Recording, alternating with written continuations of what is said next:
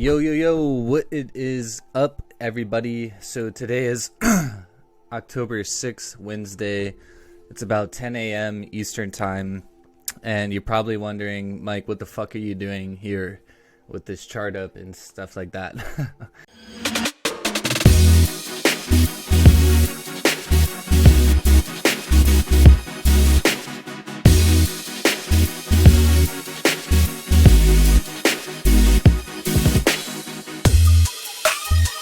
And to be honest, so like when I created this YouTube channel, my goal was for it to be like very like, Mike Pugley's mindset. It's obviously like my mindset based, type of videos and content. But I'm starting to realize that, people are just interested in, shit that I'm doing, and people have the same interests that I do. So I'm going to start sharing like a lot more content just to based around like my everyday interests, whether it's, mindset stuff, business stuff, marketing stuff, sales stuff, or in this case, the markets, shit that I'm looking at, where I'm putting my money type of thing. Now, as you can see, obviously this is like 100% not financial advice whatsoever. So please, take this stuff with a grain of salt, do what you want. But people ask me, questions about, money, investing, my close friends, family, they know I'm into this shit. Other people that don't know I'm into this shit, they probably would be interested if they did know I'm into this shit. So that's kind of the reason that I want to start sharing this.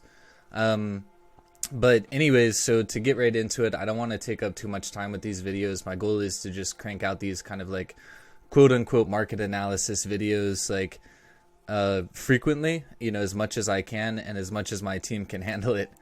So Ray, on the other side, if you're watching this, man, I fucking appreciate you because you're really the main reason that this is even happening. So now just to give you a little bit of background on like, my background in the markets, I don't fuck with the stock market too much. My grandfather, my great grandfather is a straight savage in the stock market, and I've been learning a lot of shit from him over the years about it, but to be honest, it's not something that I'm really confident in, and I just don't have like a modern strategy as far as like leveraging it. I do have like some money in like, bigger stocks like, Facebook, Tesla, like those types of things, but it's just not like a main focus. Like it's just kind of like fuck it money, like I don't really care what happens to it type of situation.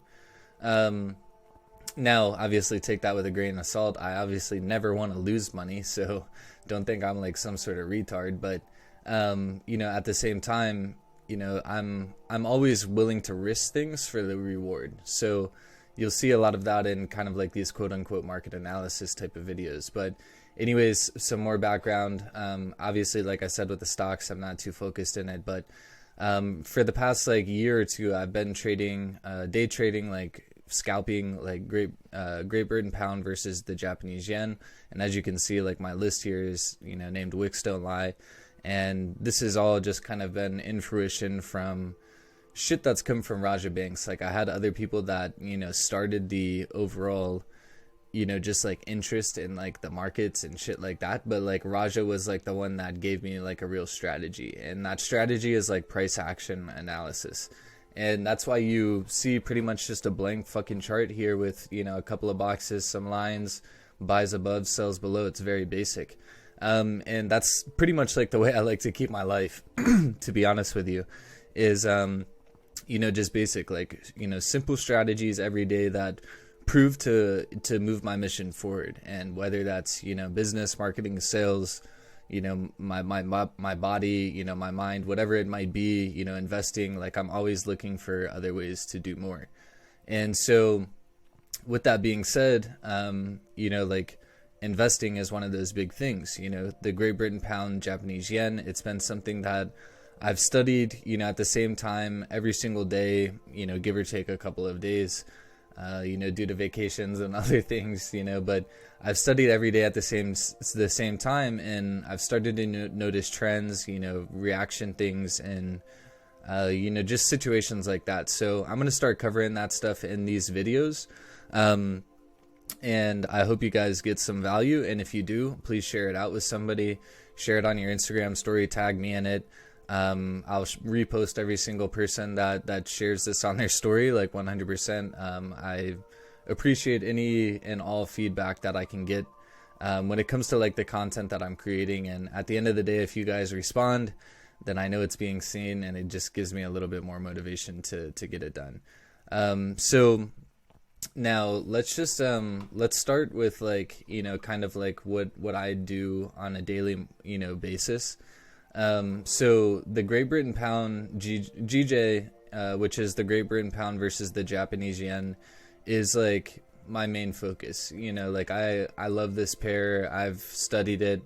I know the times that it moves, and, you know, it just makes sense to me. So, you know, to start it out, every day I come in with like a top-down analysis, and I kind of like take this lightly. Now, in today's instance, like this was kind of like, it was moving into, like, if you look at the time here on this candle, like this is 5 a.m. So it was actually moving into this session, or this zone that I had marked up from like Friday, or maybe it was yesterday or so. I don't know what fucking day it was, but that's another reason I'm doing these videos. It's like just, you know, better like trade history and recaps. But anyways, it came into this zone, and I just noticed it, like it was like kind of like ranging in this zone when I logged in, so I just left the lines. But typically what I would do is I would start with like a blank chart, and I would just do a top-down analysis. So I would look at the most recent support and resistance based on the time frames. So we obviously have like this big support here on the daily time frame, and then no real like recent actual resistance created. We see a potential one now being created due to the bearish candle, but who knows, like that thing could fucking rocket launch up and blast through all of this stuff up here. You really never know. So I'm just going to draw up the most recent confirmed support and resistance zones. So I have it on the daily there with those two. If you want, you can label them and stuff. You know, I make a mental note, but then I'll come down to the 4 hour and basically just acknowledge like where the most recent zones are on the 4 hour. So we have like this zone here, which is in line with the daily zone. So I'm not really going to draw a new one, but what you could do here is, you know, you could just add another one, you know, just for reference if you wanted to. And I always just kind of go like from like top of like the bullish wick to like the bottom of the bearish candle on a resistance scenario. This is a resistance because it's a ceiling. And, you know, a support, we kind of have like this zone in here, where it was like a past zone that it had, you know, reactions into.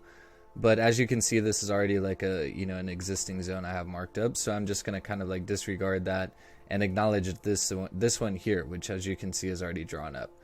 So that's the most recent support and resistance for the 4 hour time frame. And on the 1 hour time frame, if you look at it, pretty much in line with daily 4 hour, and, you know, everything is just kind of like correlating. So we have like this is kind of like a zone up here, but it's not really relevant because, I mean, I guess it is because it is like recent, but what I like to focus on an intraday, you know, time spec is, you know, like what's happening like right now in front of my face. Like, you know, the top down analysis is to give me a reference based on like key zones, like daily, 4 hour, like those are like key zones. There's a lot of impact with those zones.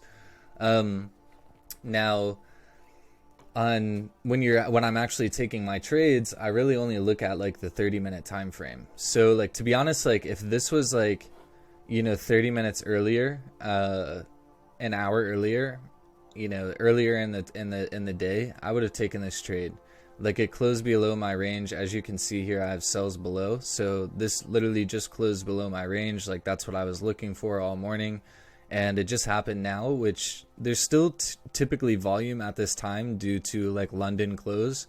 But I don't really fuck with this time just because it's starting to like get into my workday. I don't want to, you know, like worry about managing trades and stuff. So I'm very like precise about like 7:30 to 9:30 I'm in the markets, and that's pretty much it. If nothing happens, then it is what it is. If something happens later, I just accept it, and I'm like, cool, it moved, just not, you know, when I was looking at it, you know, whatever, come back tomorrow. And to be honest, that's just really a discipline thing. You really have to understand like the market's going to give you what it's going to give you, and nothing less, nothing more. you got to take what you can get out of it. And that's why I like the price action, kind of breakdown, because I'm not looking at all of this like theoretical like bullshit. I'm just looking at like what's happening right now in front of me. Like what can I see? And my mentors have always said, like Raja Banks, Ted, Uncle Ted, like these dudes have always said, like just focus on like, like what you can take, and that's it. Like focus on trying to tell a story with the candles. So in this case, when I'm looking at an intraday spec, I see like when I log in, it's about here. It's in this little range. I see, okay, cool. Price fell like a motherfucker and I missed it, whatever, I missed it. Let's see if it creates something. I noticed it was in this zone, and it was actually like printing this candle. So I was like, cool, it's actually like just reflecting like the past zone that I was in. And I saw like this, kind of like run happening on 30-minute and 15-minute. And so I was like, cool, it looks like it might close below and I can take an entry, and that would be amazing. As you can see, it didn't. It almost like did a little fake out and then like another little fake out. And to be honest, like this is like what I call like textbook like goat shit. Like stay the fuck out of this. You don't want to deal with this. Like you're just going to catch yourself in a bind here, and it's going to be a headache. You're going to try and catch buys, sells, either this, that, whatever. So another thing, like to backtrack, what I look at is like correlation based on the higher time frames. So like as you can see, like the daily candle is bearish here and the 4-hour candle is bearish. Now when I logged in, the 4-hour was actually bullish, so I wasn't even really looking for a trade at all because they weren't correlating. And one of my number one rules is like if the trade, like if the daily and 4-hour don't correlate, then it's not a good trading day. If they're in correlation, then there's a lot of momentum in the market for that move to continue. So all I have to worry about is catching 10 pips. That's another note to take. I only worry about catching 10 pips a day in the Forex market. Shit can fucking swing 500 pips, 100 pips. You never know what's going to happen. It's not worth like having your butthole puckered up all day because you're trying to catch like every last dollar. Consistent, persistent action has gotten me to where I am today in business and life. And I've taken that into everything I've done in life, the markets, everything. So with that being said, the daily and 4-hour weren't correlating, but now they are. So obviously, as you can see, it's like looking for a very strong push to just come down into this zone. I would have caught 10 pips, it would have been a great trade. As you can see, it ran down there literally while we were on this video. I would have made my money for the day and been out of the market. But because I'm a disciplined motherfucker, and it's 10:04 and it's past 9:30, that means it's not in my trading time, and it is what it is. I'm just not going to take it. So with that being said, there really wasn't a trade to take today because of the trades or the market being in this range on GJ. I was just like, this is what I was looking for. Buys above here, sells below here. There's nothing really to it. Based on candle structure, there could have been an entry point. And as you see, this would have been the entry point. So looking back on it now, I always try and look at, like, after this shit happens, like if I miss a move or I take a loss, or even when I take a win, like I profit, I always think about like, how can I have done better? Like, how could I have like either lost less or lost less or done better on the trade, better entry, better execution, whatever the situation might be. So just as like an example, I would have waited for this candle to close. Now, one thing to note that I usually like to look for is, like I want some sort of like good looking wick. And if you don't know what a wick is, that's these things, these like little pointy things at the top and the bottom of the actual candles, the bodies. So there's like no wick on it, so it really means like there's no range for it to go down. But as you can see with momentum, it can just go down. It's like a 50-50 thing. So it's one of those things, like if I were to execute on this, like if the planets were to align, the time's right, everything's looking good where I want to execute on this, I would probably take a less like a 50% risk trade anyways, just for the fact that like there's a very small wick here. So I don't know what the fuck's gonna happen in reality. So these are all just like things, like like I said, take it with a grain of salt. It's not financial advice. Just do what you want with it. Now, like I said, GJ is my bread and butter, so obviously I know a little bit more about it. But when we go into the other ones, you'll see like I don't really care because I make my money in GJ, and that's really it. The other shit's just play. Now this is like this would have been like the ideal entry. I always keep my stop loss above the previous 30-minute candle. So it would have been like up here. So 27 pips stop loss, that's pretty large.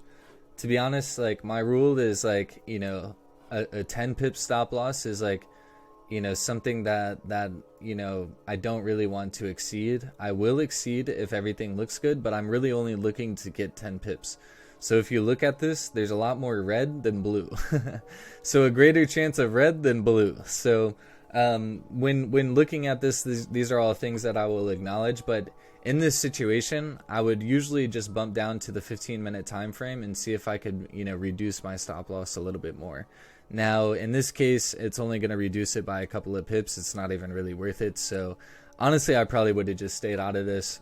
Small wick, stop loss isn't really in my favor. Not a lot of things going. Even if this was the right time frame, I probably would have stayed out. But cool, so stay up to date with me here, subscribe below. You'll see a lot of my shit here on GJ, but for now, for the rest of the video, I'll cover some of the other pairs that I follow. Just, because they're a hot topic and, in everyday life, and I'm a trendy motherfucker, so I like to stay on top of the trends. So we have gold here. Gold is one that my mentors trade. And honestly, not something that I really like to fuck with. It's a beast. It moves a lot. Like I said, I like GJ. I find my shit in GJ. I make my money in GJ. But I do like to follow gold because this bitch moves a lot. And if you can catch some of these higher time frame moves, holy moly, you can cash out. For example, like my mentor Raja Banks, like I have seen him literally make like $60,000 plus on one single trade in less than a day on gold. So honestly, like this is like, it's not a good example of a good trade, but gold just has like really good structure. Like there's very clear, like valid, support and resistance. There's a lot of movement in the candles. So on a daily, like let's mark this one up from a top-down analysis. One thing I'm gonna do is I'm gonna copy. And then I'm going to remove drawings. Paste. Just so you guys don't forget, it's not financial advice. So anyways, what I would do here is, I'd continue with the top-down analysis. That's a resistance. Here's a support. And, there's, kind of a zone here, as you can see the wicks, but I'm just going to disregard now because that might appear on smaller time frames anyways. Now going down into the 4 hour, this is a valid like resistance for the 4 hour. You could mark up this one, but actually there's a big range there, so I'm gonna mark up this one too, because if there was like a valid close above here, this would actually be like a pretty solid range to trade in here. For example, yeah, it's like 70 pips. So that's another reason why gold is pretty cool. But yeah, so to continue with our analysis here, I would draw the support here, resistance there, and drop it down into 1 hour. Not really showing too much more here. I would probably just, run on the 4 hour in this case. And on the 30-minute here, you can see that, we're starting to range a little bit. And what I would probably mark up here is this. Like, if I was looking at this in my trading time zone at my right time, this is probably what I would be looking for. Buys above, what's this, 1760, and sells below, oops,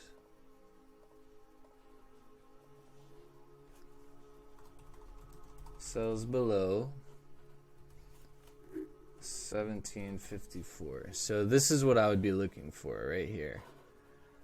Which, as you can see, like these are like pretty solid ranges on both ends. Yeah, 70 pips on that side, and yeah, 70 pips on that side. So potential, huge. I'm only looking for 10 pips, so huge room for profits on gold here if this were to have played out, but it didn't. So the next one that I like to look at is Bitcoin.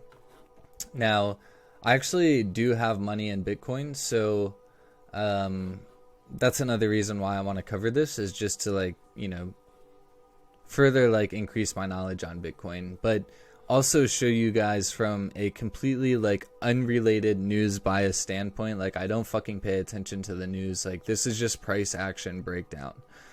So that's another reason why I wanted to make this, because people ask me all the time, I've been involved with Bitcoin since the shit's costs less than $400. It would move $5 to $10 a day. People were stoked. If it moved over $20, people thought the world was gonna end, or Bitcoin was gonna go to $1 million that day. It was crazy.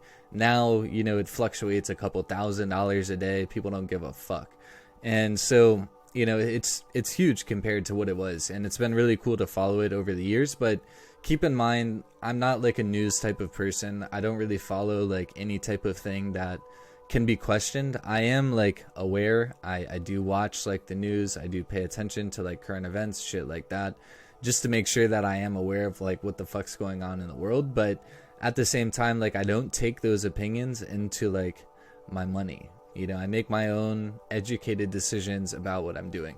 So with Bitcoin here, to bring this up on a large scale, if you look at the monthly time frame, the structure here from a price action standpoint is amazing. We have 25 days for this candle to close, but if this shit closes above here, I mean, we're going up to 70,000. We're going up. There's showing a lot of bullish momentum here. You can't deny that.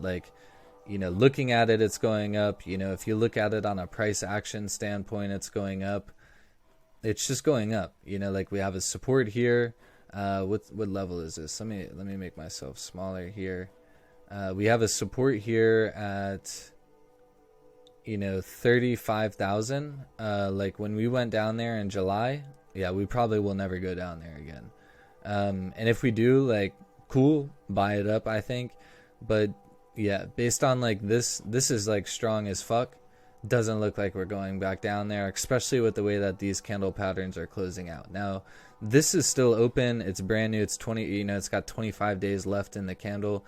This thing could reject and go to the fucking floor. Who knows? But based on what it's doing right now, it looks super bullish. Now, going to the weekly, same thing. We get a weekly candle close right here above this zone, above 53,000. We're definitely going up to 60,000, and if some news comes in, that might bring in the volume into the market to drive this bitch even higher.